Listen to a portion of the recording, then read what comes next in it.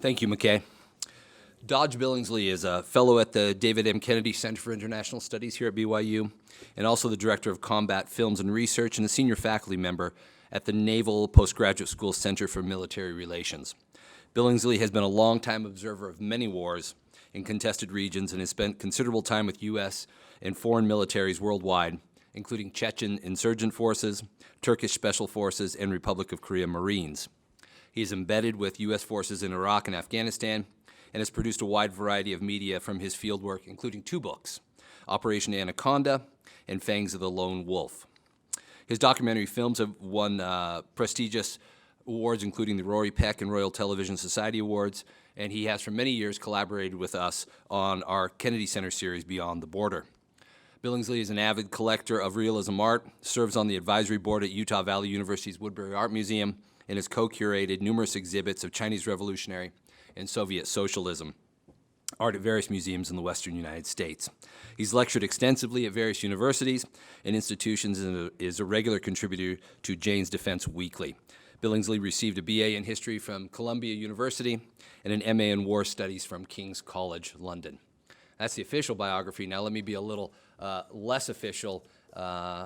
Dodge has been a collaborator with us here at the Kennedy Center for over a decade. I think he and I dreamed up this documentary film series over some tacos at Diego's 10 years or so ago, and it's been a great relationship for us at the Kennedy Center. Dodge has brought to us an expertise in foreign and military affairs that we lacked, and it's a real pleasure for us to welcome him back today. So please join me in welcoming Dodge Billingsley.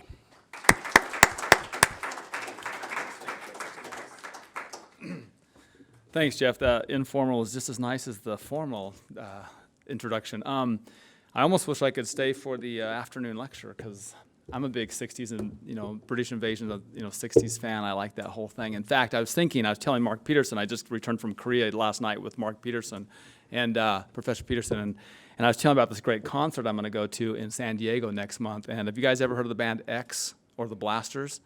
They're playing at the Cosbons at December 12th, so we're flying down to see X and the Blasters.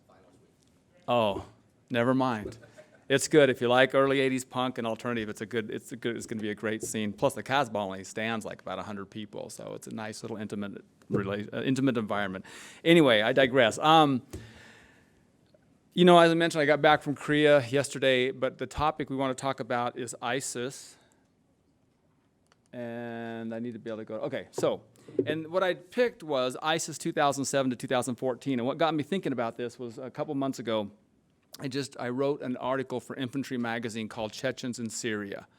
And one of the primary there's some significant Chechen fighters in Syria. And so Infantry magazine is an online publication now, so you can actually go online and it's up. It just went through security review, and so it has been posted. And so if you wanted to read that, you could, and it'll have some background on ISIS as well, because it really looks at the Chechen fighters in ISIS and some of the other groups like Al-Nusra Front and things like that. The other thing was a friend of mine spearheaded an RFE study, Radio Free Europe study in 2007 about what was known as Al-Qaeda, the Islamic State, and so which has become ISIS. And so it seemed like a good time to sort of reassess where we were in 2007, or look at where we were in 2007, and then assess where we're at today. The findings from this RFE paper, which I thought were really important, were that this idea of hate speech, this the Shiite hate speech amongst the Iraqi insurgency, would point to even greater bloodshed. Now, in 2007, things looked pretty dire as far as U.S. forces were going. In fact, I just went through a look back at just the New York Times reporting in 2007, spring of 2007, and we were suffering casualties every single day as U.S. and coalition forces. But also there's a lot of sectarian violence. It looked pretty bad. We were just getting on the verge of what they know as the surge. We were going to start that. And the COIN doctrine, the FM 3-24, had just recently come out. But in the midst of all this, there was some study looking at these kind of things. What's interesting, too, was what they found was that it was this anti-Shia and this insurgent sort of media campaign that was online primarily was actually very popular in the Arab Middle East and elsewhere. So it had a large constituency. So although we considered it hateful and it was It was bad for the stability of the region. It had a very large and willing and open audience, and in fact was essential to recruiting fighters and money and all kinds of things you need to keep an insurgency going. So, and then really, what was also interesting was there was beginning to show, and it had happened before, a noticeable rift between the pro-Iraqi groups and these sort of global jihadist groups. And so if you think about this, in fact, just to quote, the DIA used to use a term in early, like 2005, 2006, 2007, we used to call them POIs, and the term was pissed off Iraqis. And when they were analyzing the insurgency, they boiled it down to three things. There were the army that had, when we did the de-Baathification and we got rid of the Ba'athist regime, the Ba'athist army, you put 500,000 soldiers back on the street with no real job prospects, and they knew where most of the weapons were. That was a key component to the initial Iraqi insurgency. You also had POIs, and these are Iraqis that most of the time, 99% of the time, I mean, I was there, and so I can vouch for this, you would kill an Iraqi family on accident. A bomb strike would hit something and kill somebody. And then based on the culture and a lot of other factors, you have this sort of blood vendetta. And so these were Iraqis that weren't politically motivated, but you just killed my mom, so now I will kill American forces until the day I die.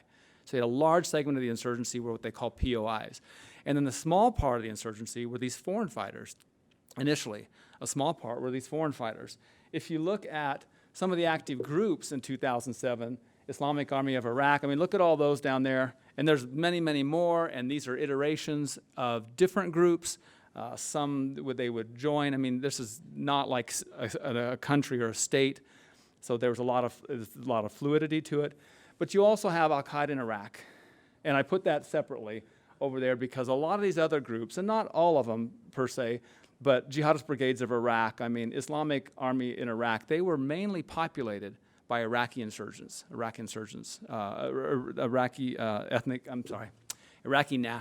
is what I'm trying to say. But when you get to Al-Qaeda in Iraq, you get kind of a different picture. Now, Al-Qaeda in Iraq, its roots go back to 1999. It became, and it had a lot of different names. It kind of evolved. There were different personnel, and I don't want to go too much into it. But in 2006, it actually becomes the Islamic State of Iraq, known as ISI or Al-Qaeda. And they actually, at that time, they wrote a manual, and it was published online, and it was disseminated in leaflet and flyer form as well. And it was basically, the title was Announcement to the People of the Birth of the Islamic State. And they justify why they feel like they can proclaim a state and why Iraq is the place to proclaim a state. And then, again, they changed their name in 2013. I'm just going to go through briefly, and then we'll back up. And again, now they're Islamic State of Iraq and the Levant, also known as Islamic State of Iraq and Syria. So ISIS, ISIL, they're the same, and now they're IS, the Islamic State. So when you hear any of those terms, it's all the same. And sometimes this is the problem with terminology tracking a group like this, is you'll still hear people call them ISIL, ISIS, IS, Al-Qaeda in Iraq. In most cases, it's always the same. Now, it's the same unit. That's their flag. And you also obviously know that they seized large portions of Iraq earlier this year, and they still continue to engage in Syria, other government forces and Sunni insurgent groups. But going back to 2007, what was interesting is they were very, very strong on media. Their media publications were much slicker than most of the other group. They certainly had a lot of international expertise. They had a lot of funding. And there's been lots of reports as to where that funding came from, and came from basically all over.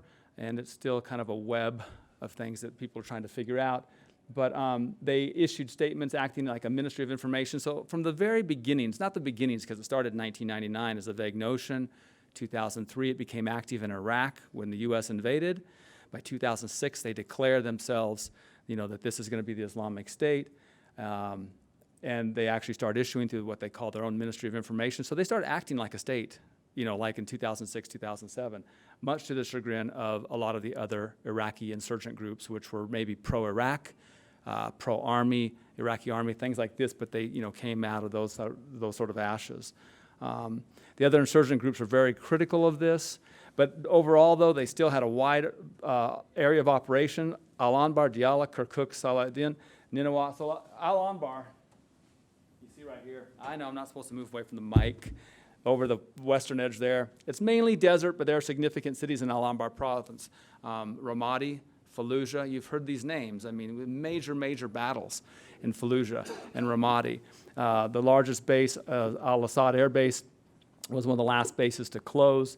It's got two 18,000-foot runways capable of doing any sort of air support or air operations from there. In fact, I was there and we turned al-Assad over to the Iraqis in December of 2011, and the Iraqi Air Force colonel who took over the airstrip says, yes, this is great. This is going to be our rear defense against Iran and our forward defense against Israel. And I was like, that's what we all want to hear. And they were planning on moving their air assets out there, and they have. But since then, this whole area has been taken over by ISIS, Islamic State. You'll see, Salah ad-Din, Kirkuk. I mean, they're in lots of areas. This was in 2007 where they were operating. They didn't have sole control of those areas because we were there in a big way, but they had a lot of activity in those areas. Again, I mentioned they were criticized also. They were criticized about declaring a state, but they were also criticized for their actions against other Sunnis, and not only Shias, Kurds in the U.S. and the coalition forces, but I mean, they were notorious for killing other Sunnis and just basically saying, well, if good Sunnis got in the way, it just speeds their entrance to heaven. And that was basically it. So the ends, the end, the means justify the end, so it could be, anybody was fair game. Now, although in 2007 they did come out with a short film, The Mujahideen's Commitment to the Safety of Muslims, which was very staged. It played all over, though, these insurgent websites where they actually showed that they were going to attack this U.S. convoy. And they show and highlight that there's some Muslim Iraqis, obviously, in cars nearby, and that they show that they sort of disengage and retreat from the activity to prove to other Muslims that they didn't want to target the U.S. because they wanted to save the lives of these Iraqis. The trouble is, it sort of flew in the face of some other things. And if you look at the first leader, Zarqawi, who was, 2003 to 2006, he was actually involved before 2003, but he stands up Al-Qaeda in Iraq. He's the first basic leader of Al-Qaeda in Iraq after the post-U.S. invasion. And, but he had a long history as a jihadist. He served some time in prison in Jordan. He's Jordanian. One of the things that's interesting is famous for large civilian bombings. I mean, like he had one bombing, it became a very famous bombing where they put bombs with the candy and they killed 41 Iraqi school kids, like second graders. And, and there were some very, very strange targets. And he was killing hundreds and hundreds of Iraqi nationals. So much so that the leader of Al-Qaeda, well, bin Laden was there, but what's his name? Zari? The second guy in command, Al-Qaeda.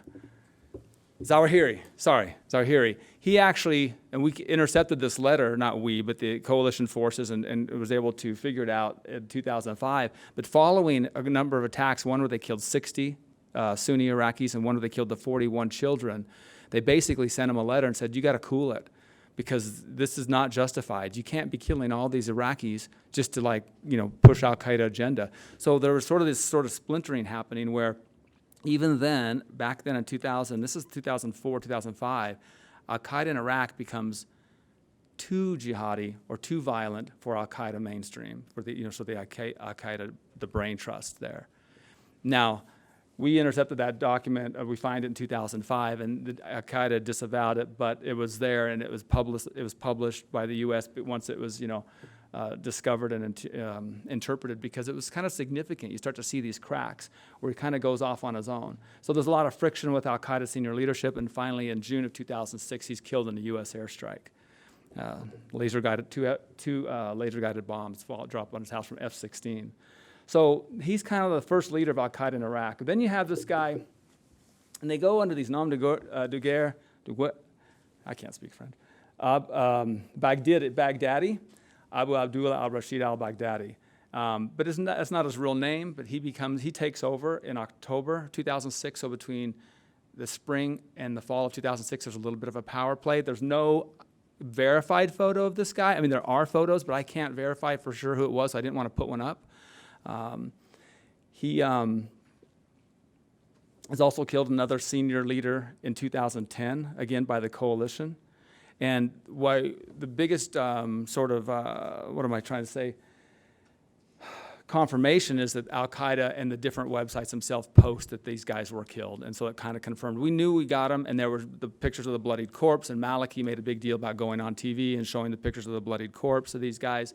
Okay, we've killed the leader of Al-Qaeda in Iraq. Now, this is the second time they killed the leader of Al-Qaeda in Iraq. But, and again, then they supported in their own websites. But he's followed by another, Abu Bakr al-Baghdadi, and this is the current leader right now. And he was actually active in 2003, and in 2004, the U.S. had him at Camp Bucca, the prison camp. But he's released in 2005. And, again, if you look at sort of the bios on these guys, they're kind of murky, and I would say that they're all mostly true. And the only reason I say they're mostly true on all of them, Zarqawi and the last two Baghdadis, is because it's very difficult to verify these things with second and third sources. So we have really good ideas. We have really, there's been some of them, like he was interrogated, of course, at Camp Bucca. But even if you look at the Gitmo interrogations, all the stuff that became declassified, unwittingly declassified a couple years ago, you'll see that a lot of things in there, even through the interrogations, they line up as much as they can, but that they don't always. So I'd say, there's information out there on all these guys that it's just difficult to verify. But one thing you can verify is that he is the leader today. And so he actually, so he becomes a leader in 2010. And in 2013, once the war in Syria starts, Al-Qaeda in Iraq becomes real active in Syria, as you well know. And that's been part of the problem. And then, of course, they in April, they come up with a new name. It becomes this ISIL or ISIS because they've expanded the fight. So the state now isn't just the Al-Qaeda in Iraq or the Iraqi state. It's just going to be the whole, in the Levant, which is more than Syria as well. These are other neighboring countries as well. But he gets into some trouble, too, because he demands that al-Nusra, which is a sister organization in Syria, which is still actively fighting the Assad regime, he demands that they sort of merge with ISIL or ISIS and take orders from him. And basically, they say, no, we're not doing this. And they appeal to Al-Qaeda leadership again, and Al-Qaeda leadership issues an order basically saying, no, you don't have to merge with ISIL, ISIS. And so they're again sparring with the leadership of Al-Qaeda. And so basically in 2014 or February this year, there's sort of this known split. So they actually just leave Al-Qaeda. And it's interesting, today in this week's Economist, there's an article on this very thing. I was just reading it this morning because it was piled up in my mail as I was in Korea this last week. And then I saw it, and they're talking about sort of the father of jihadi thought, the fathers of this jihadist thought are really trying to figure out how to manage the new jihadists because it's so much more violent than it was earlier. It's like the predictions in 2007 had already become violent. It's even escalated more, it's escalated beyond that. And so there's this idea, again, that, these guys are too violent even for Al-Qaeda. So, and of course, they have been very successful at taking over large portions of Iraq, and it hasn't been very pretty. Now, what's also interesting, and this leads to the article that I wrote for Infantry Magazine, is that within the leadership, there's also this Chechen entity. And if you've heard me talk before, I like to talk about Chechnya. I've done a lot of research on this. I've been in the Chechen struggle there. I embedded with the Chechen fighters in the first war when they were fighting the Russians. Since then, the Chechen insurgency has sort of metastasized into something completely different. And today, in the mountains of southern Chechnya, you have Doku Umarov, who leads probably 100 to 200 radicals, or whatever you want to call them, half of which are Chechen, the other half come from different parts of the world. Actually, most of them come from Dagestan and the neighboring republics in the North Caucasus. But a few significant Chechens have shown up in Syria and Iraq. And the question is, why? Well, the first thing that's interesting, if you really they take the name Shoshani because Shoshani just basically means Chechen. So his name is Umar the Chechen. And there's Muhammad the Chechen, and there's Saladin the Chechen, Saladin Shoshani, Umar Shoshani, Muhammad Shoshani. When you see that moniker, you're dealing with a Chechen there in this area. But he's actually born a Georgian, Tarkan Batarashvili. Batarashvili is a very typical Georgian name. His father's a Christian Georgian. His mother is a Kist, which is a subgroup of Chechens. The Chechens, some will say that it's exactly Chechens, others will call them cousins to the Chechens. And instead of growing up in Chechnya, they grew up in Georgia in the Pankisi Valley, sort of sandwiched between the Georgian capital and the southern Chechen border there. Now, the Keist, in fact, what's really interesting is there's no evidence that Shoshani ever fought in Chechnya at all. And so depending on which side of the Chechen struggle you're on, you decide whether you call him a Chechen or a Keist. But the Chechen namesake, or the Chechen name, carries a lot of military value in the world. The Chechens have a very strong reputation as very, very good, determined fighters. And again, when we were in Korea, we were briefing the 2nd ID the last couple of days. And when I got in some private talks with some of the brigade commanders and such, and they were interested in my work in Chechnya, they were always referring to how difficult it was to fight the Chechens in Afghanistan and Iraq. Now, I think in a way the myth has become bigger than the reality. I don't think there's a lot of Chechens, if any, in Iraq or Afghanistan when we were fighting them. But what's happened in the last few years is you've seen a number of them come down and end up in Syria and into this sort of jihadist fight there. They've had a couple of rifts. What's interesting, too, is that he was just a regular armed service member of the Georgian Army in 2008. He apparently did some pretty remarkable things. He spied on the Russian troops there and called in coordinates to Georgian artillery to strike the Russians. He put his life in danger quite a lot. His mother dies in 2010, and he seems a little bit disaffected. I mean, everyone's trying to figure out how to get from there to where he is today. But today, he is the military leader of ISIS. So while Baghdadi is the head of ISIS, Umar Shoshani is the military head of ISIS. He started by taking over the northern front in Syria, and then he just became, his reputation became stronger and stronger. His feats on the battlefield were more successful, and so now he is the ISIS leader.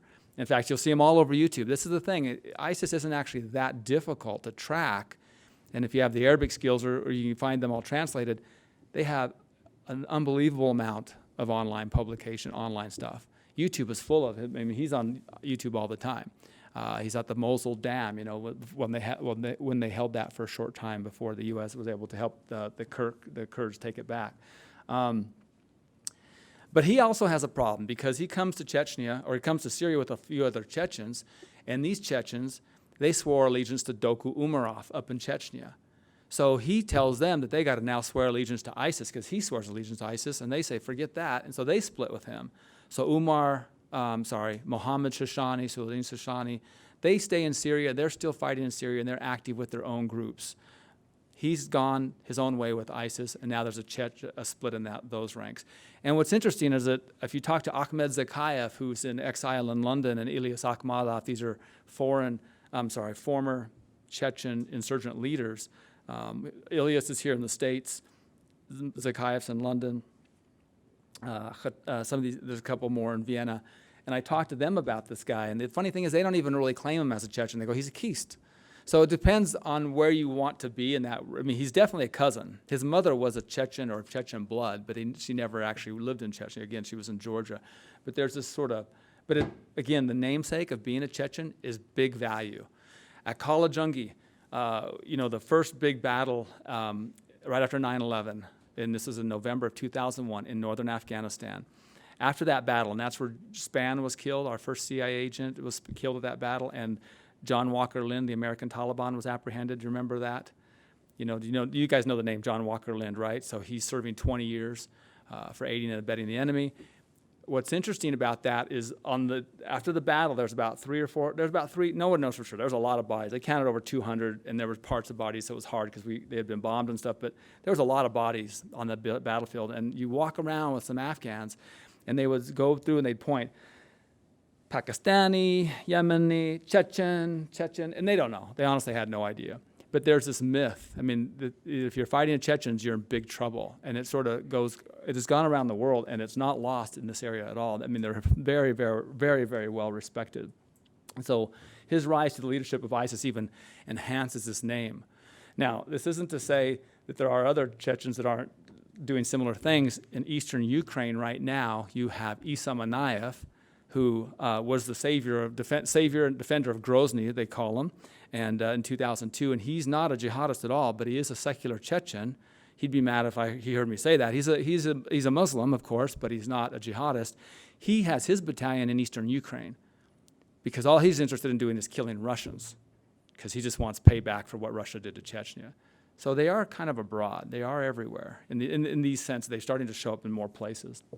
But, so the leadership of ISIS is pretty interesting right now. It's pretty diverse. And the chances are we'll probably end up, well, let's just go into this for a bit. What's interesting, I thought about the RFE study, is they're really worried about Rwanda-type violence because they said that in their studies of Rwanda, the sort of hate speech between the ethnic groups preceded the bloodletting.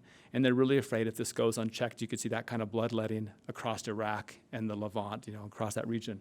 We're starting to see this now, violence not only against Shiite and government forces, but fellow Sunnis, the Yazidis, the Kurds and the Yazidis. I mean, there's probably no doubt that they probably would have wiped out the Yazidis had they not been helped by the U.S. and the Kurds. I did a phone call a couple weeks ago with some Kurds in the Kirkuk area, in the Mosul area, and they still have members of their family missing. I mean, people just disappear. What's really interesting is going back to the 2007 roots to this conflict is that they're rounding up and killing Sunnis as well. And this is a Sunni organization, and that's their intent, is to sort of make sure that the whole area is Sunni and to wipe out. They don't want to see a strong Iran. They don't want to see a strong Shiite. These little religions like the Yazidis, no way, because they're, none of that. The Kurds, they're all apostates, basically, compared to what they see as a true Sunni Islam. And they said that in one case, in fact, a neighbor, and I'll just give you one story, there's 3 brothers in the family, and it's a Sunni family, and of course they had 2 or 3 wives each, and there was 12 kids in the house.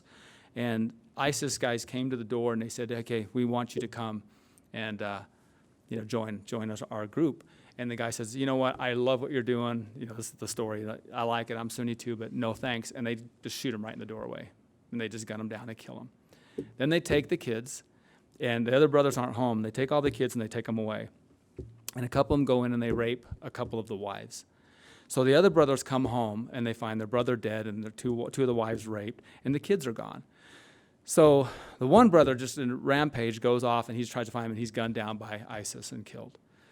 The other brother takes his time and he realizes, and so he says he goes to around a circle, not to the same unit, but he goes and he joins ISIS through another unit. He just comes up to the gate, like their camp with volunteers. But the sole intent, he's going to find these guys and he's going to avenge the death of his brothers and the purity of the wives and where the kids are. Now the kids they found in a field, but they think they were poisoned because in about 3 weeks all the kids die one by one slowly at home. So I don't know what happened, but the kids are all dead. And this guy actually finds the guys apparently that are bragging about this, and in the camp, like right there, he gets into a gun battle, he kills 1 or 2, and then of course they kill him. Not a good ending. And this is Sunni on Sunni violence. This isn't get rid of the Shiites. This isn't get rid of the apostates, the government, the Iraqi government. This is Sunni on Sunni violence. And what you're seeing is going back to Zarqawi in 2004, where that same rationale, like, you know what, if we kill a good Sunni, it's okay because it speeds their entrance to heaven. I mean, it's really a sort of a genocidal look or sort of approach to state building, in this part of the world. And so, again, there's lots of reasons to fear it. Again, now, what are we going to do? Air power? Yes, it can help. It rolled them back. It rolled them back off the Mosul Dam in conjunction with Kurdish attacks in Kobani right now in Syria. Anybody been following that battle? I mean, this is a big deal. More probably psychologically, that's me, sorry, than physically. But we were striking Kobani in conjunction, and the Kurds were given the land bridge through Turkey now to come through the other side, Kurdish Peshmerga forces. But the fact of the matter is, and they're battling. They're only 30 miles out of Baghdad, elements of ISIS or IS, the Islamic State now, and they've got tons of territory. In fact, they have all the territory that they claimed in 2007 plus more, and they actually really hold it this time. There's no U.S. forces anywhere around. We're not in Al-Anbar province. They hold all of Al-Anbar province. But what's interesting is this idea, like some people blame it on Maliki, ISIS as a result of Maliki. No, ISIS was there before Maliki. Did Maliki, the former prime minister of Iraq, who is just now, he's stepped down, and we have a new Iraqi prime minister, another Shia. And this is a big deal because Sunnis now have been beaten in 3 towns in the last week, driven out by ISIS. Sunnis are fighting ISIS, Sunni fighting Sunni, because they don't want the ISIS brand of life to go on. But they're claiming they're not getting any support from the Shia-led government in Baghdad, which is probably true. And so there's some really serious sectarian issues. And so what ISIS does is it helps even reinforce those sectarian issues. And so it's really difficult to see how this thing could really be solved until Sunnis will have to go out of their way to protect Shias, and Shias, the government, will have to go out of their way to protect Sunnis, almost at the expense of Shia. And this is the argument. Well, there's a Shia town here and a Sunni town here, and we put our efforts here. You know what? You're going to have to protect the Sunnis because you've got to win over the Sunnis because, otherwise then what happened, there'll be the Sunni Shia, ISIS can have, make inroads in the Sunni, and it reinforces the IS message anyway. You can't have the Shias here. So what you really have at the heart of all this is a true sectarian split. And when we were thinking about this as the U.S. in 2007, 8, 9, 10, the idea is like, is there a civil war going on in Iraq? And there was a lot of political debating because a lot of times it was political as to whether you said civil war or not. But the point is you had the sectarian war, which you could brand a civil war, and the U.S. was just stuck right in the middle of it, kind of like a referee.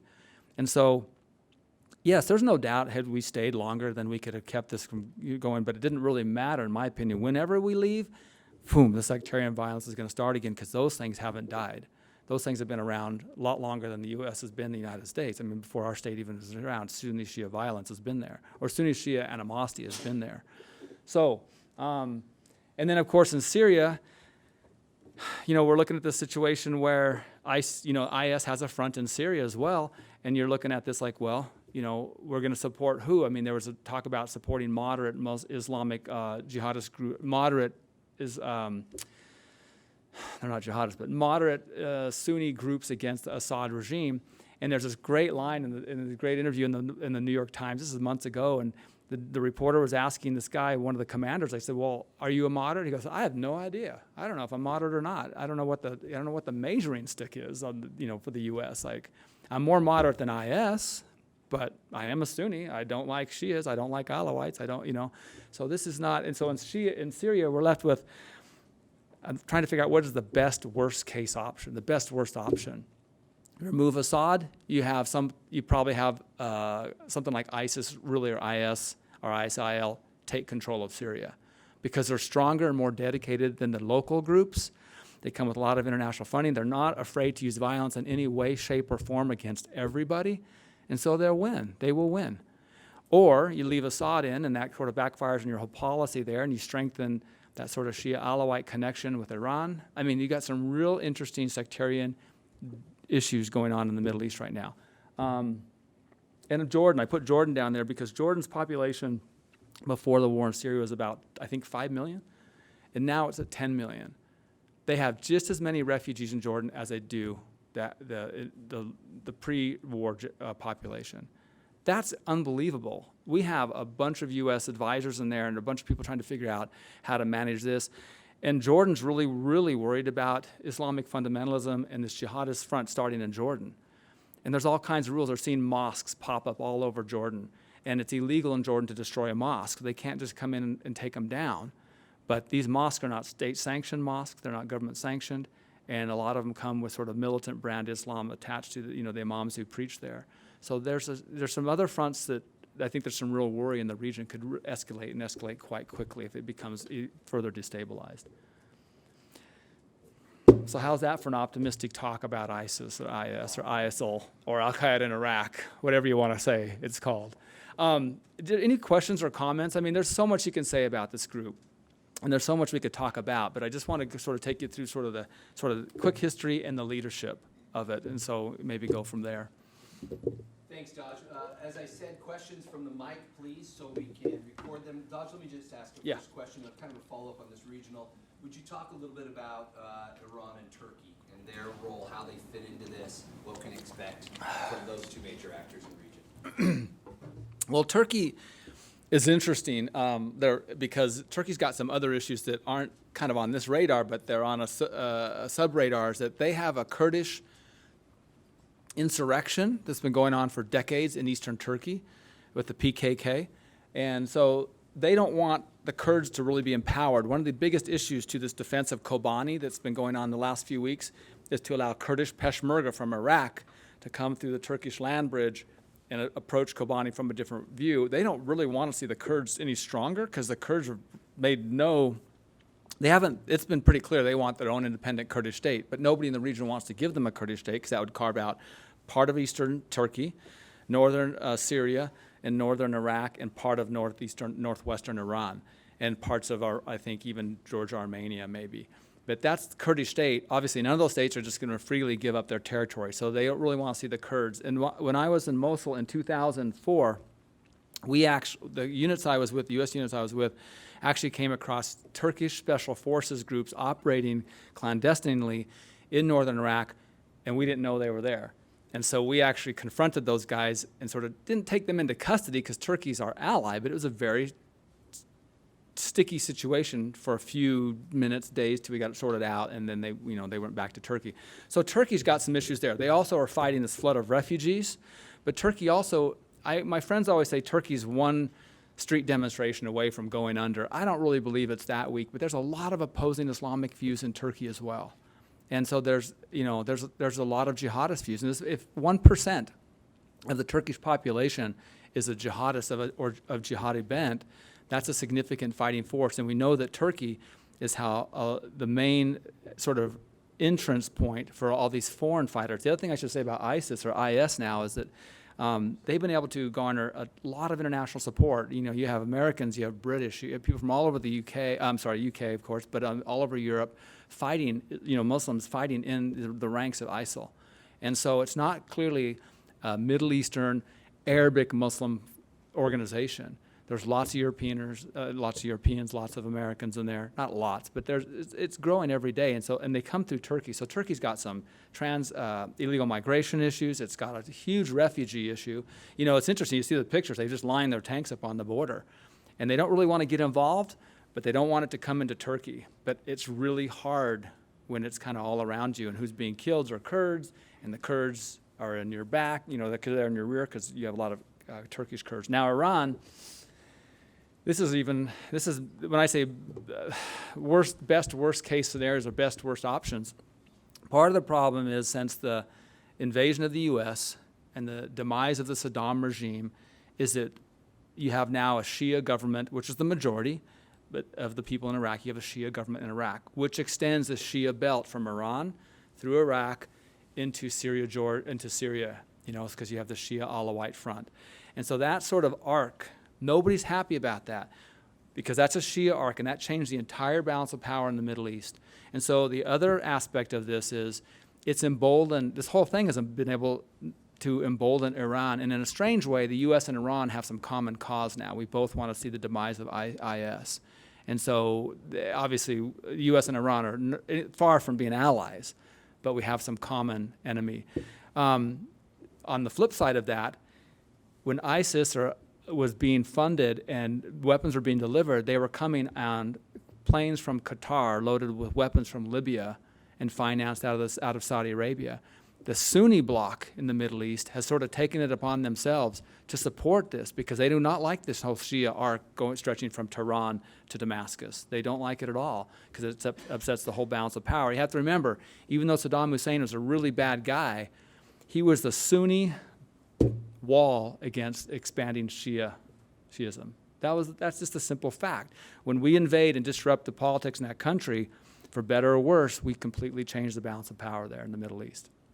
So what we've seen, and we haven't had much success at getting the Libyans, not the Libyans so much, but they had a bunch of weapons under the Gaddafi era, and what happens, the Qataris and the Saudis were just buying them up, flying their own C-130s in, loading them all up, and getting them to the bases, rebel-controlled bases in Syria.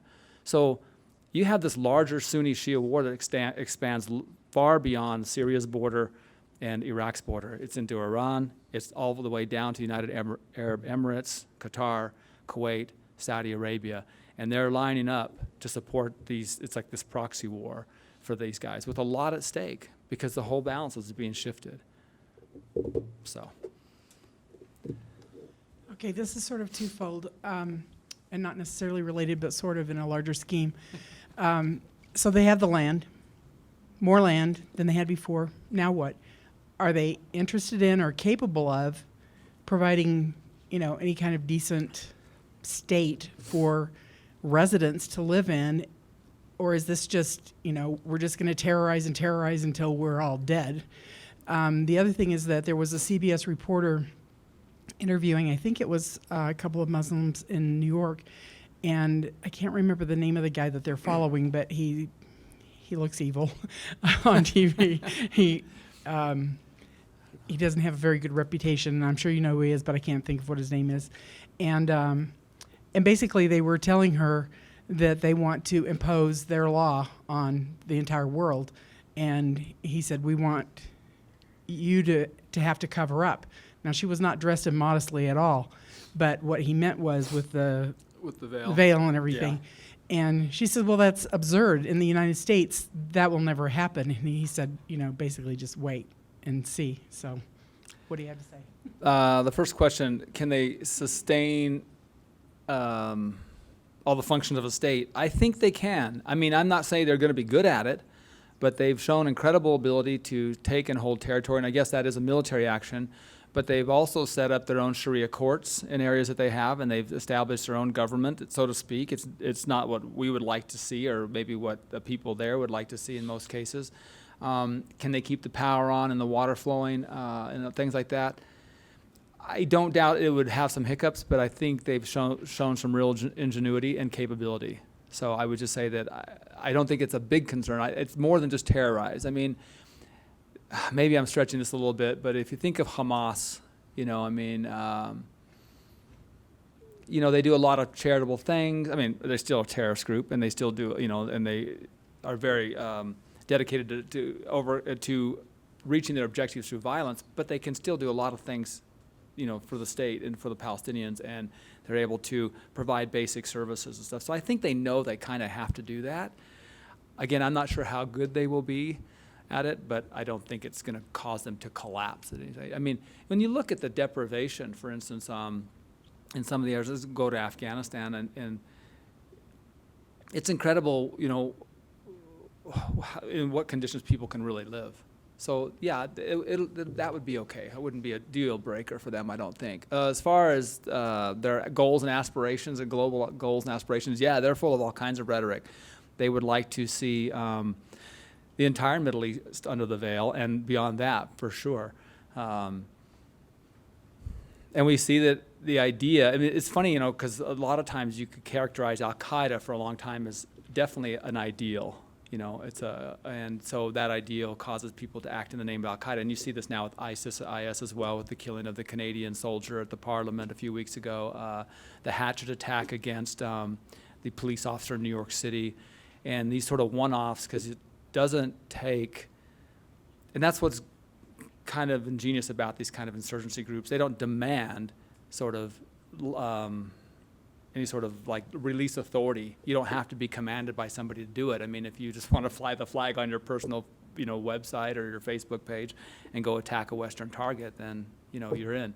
But a lot of things would have to happen before it stretches beyond that. But another concern is this issue with these fighters from the United States and the UK and different places in Europe fighting under the banner of ISIS, probably killing and shedding blood, and then being able to come back. And I mean, this is a good topic. I mean, the UK, I think, is leaning toward not allowing these guys back to the UK, and I don't blame them one bit. If they sort of show that that's what they want, then they probably need to stay there and either live with that state or fight it out. It would be, I think, worrisome to bring those people back to the population in the UK, where you obviously know where their loyalties lie. We have this issue here, in a smaller degree. If we know that these guys go and they fight in ISIS, and, these guys, they like to take trophies. You can go on the web and some of their sites, and they'll hold the severed heads of people they beheaded. And a lot of these, again, there was some of these stories, like, I mean, they drug this kid out of Syria, a 17-year-old. He had a little coffee stand in the town square, and two of the jihadists went up to him, and it was, verified by lots of people there, and it was covered in the news because it was became a big deal. But two jihadists walk up to him, fully armed, and like they needed a break. They go, hey man, give me some coffee or some tea or whatever it was.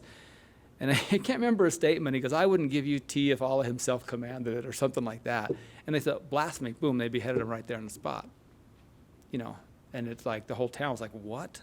I mean, this is gone beyond, And he's just a good old Sunni kid, but he's just a kid, So I'm not saying they're winning many hearts and minds along the way, but there are, I guess, they're still getting a lot of foreign influence, a lot of people coming into fight, and they're coming from all over. And again, it goes back to the original creed, 2003, but really in 2007, when they're like really based on foreign fighting element. I mean, and going head to head with some of the other Iraqi insurgent groups where their goals were completely different. A lot of the Iraqi insurgent groups just wanted to restore Sunni power in Iraq. They wanted the United States out. They were mad because, violence perpetrated by us, on their family members. There are lots of other reasons, but it wasn't like a global jihadist, this jihadist state with global ambitions. But IS does have it by their own, words. Anything else? I think given how close we are to the 1 o'clock hour, we'll stop the formal part there and invite those of you who'd like to come up and speak with Mr. Billingsley. Thanks very much. Hey, thank you.